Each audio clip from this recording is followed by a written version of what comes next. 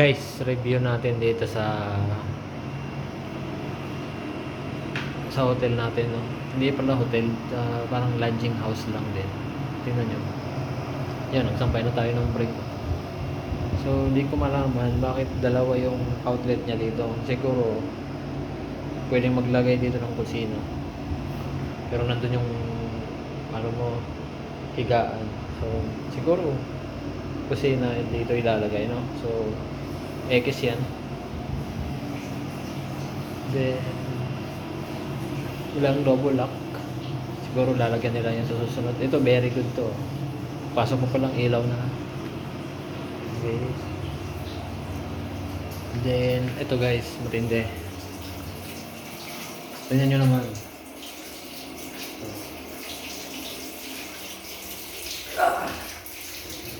Yung sugat ng bandi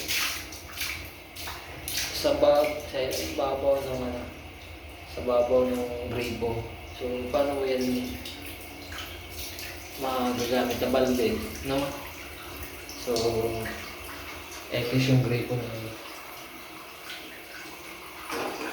pwede sana tinaas-taasan. Ano pa ba? CR. Tapos ito, no? Madalas may ganito yung space. Yan. Para saan yan? Mamaya, lalagyan mo dyan ng kung ano. Siguro hinabol to. Hinabol yung ano lang paglalagay ng tiles doon sa naunang pader. So, negative yan kasi magkakabilit ang gulo dyan. Pwede yan sana kung manipis. Ganito kanipis lang. Ito nga, medyo makapal na to eh. Yung tipong didikit lang talaga yung tiles.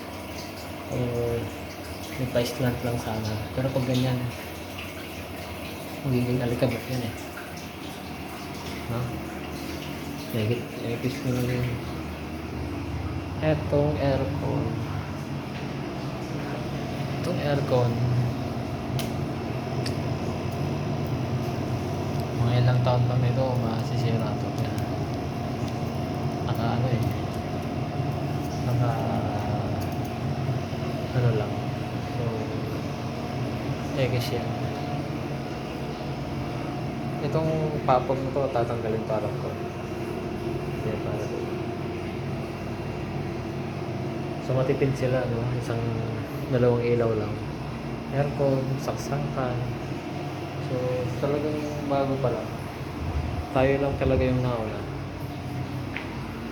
Tapos, yung sukat nito, malamang, hindi ito talaga pinagplanuhan. Kasi tingnan mo yung tiles.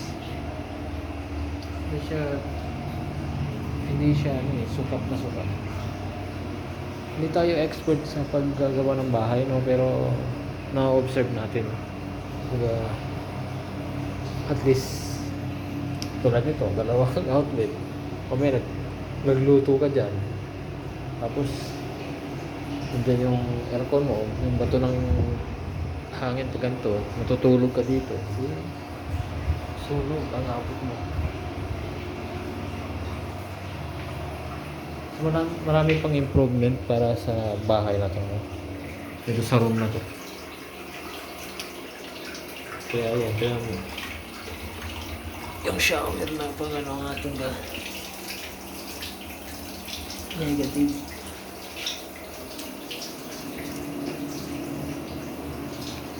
So yun lang yung napansin natin, guys.